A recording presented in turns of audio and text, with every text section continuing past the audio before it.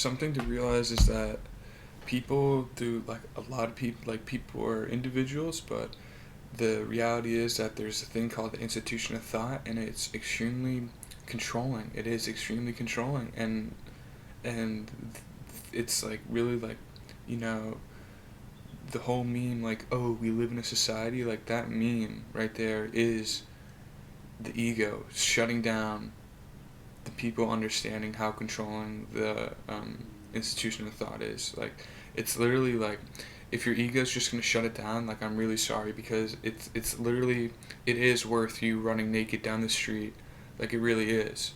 So, and like, whenever and whatever stops you from realizing that is the ego. That's the ego, and that's due to the institution of thought as well. It's a part of it. And so you have to realize that 99% people, like, it's like, let's say they're like, you have to realize that since we're all doing the same things, like, we're also, there's some bad stuff that we're doing, and we're all doing it. And so, like, when you identify these bad things, like, all of a sudden you just freed up your life like no other, and you're also a part of the 1% that did it too, which is kind of fucked up, but it's also like kind of good. You can look at the positives on that as well. Right.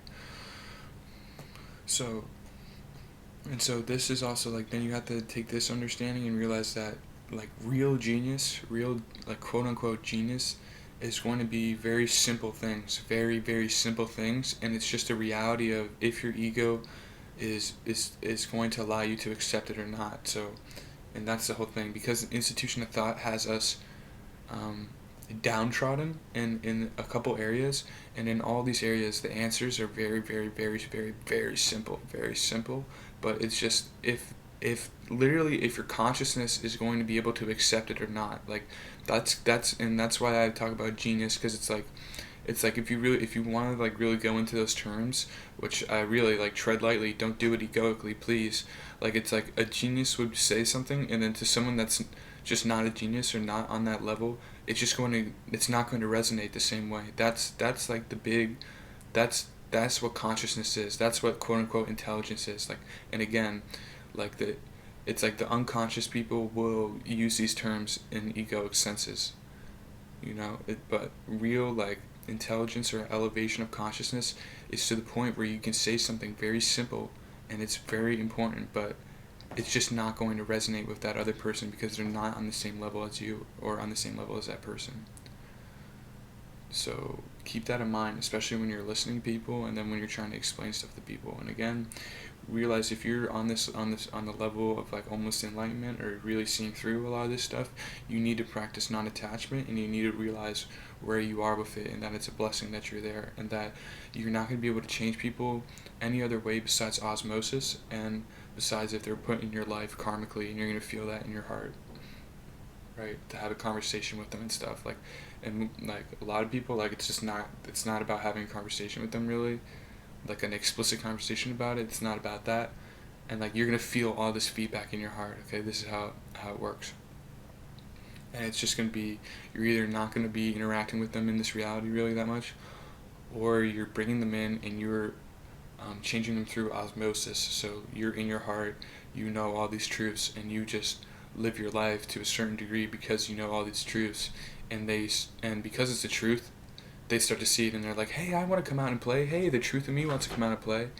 And that's basically how it works. Where they're like, wow, this guy's, like, not suffering at all. This guy makes me feel like I'm not suffering. Like, this guy makes me feel so good. Like, I want to be like this guy. Oh, it's the truth.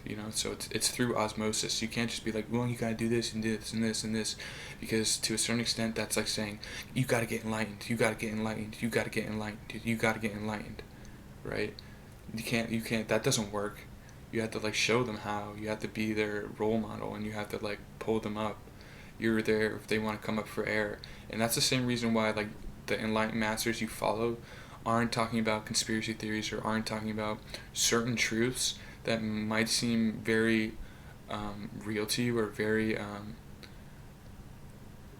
very, like, integral about, like, knowing the truth or spirituality. Like, in the thing is that these masters are basically enlightened, or likely all enlightened, and it would be the same reason for them And them like not talking about this truth is the same reason that they don't say, why aren't you enlightened, why aren't you enlightened, why aren't you enlightened? Does that make sense? Right? Like you might see something like coronavirus or like something like diet as really important about the truth and stuff, and you have no idea why these enlightened masters aren't talking about it. Well, it's the same reason.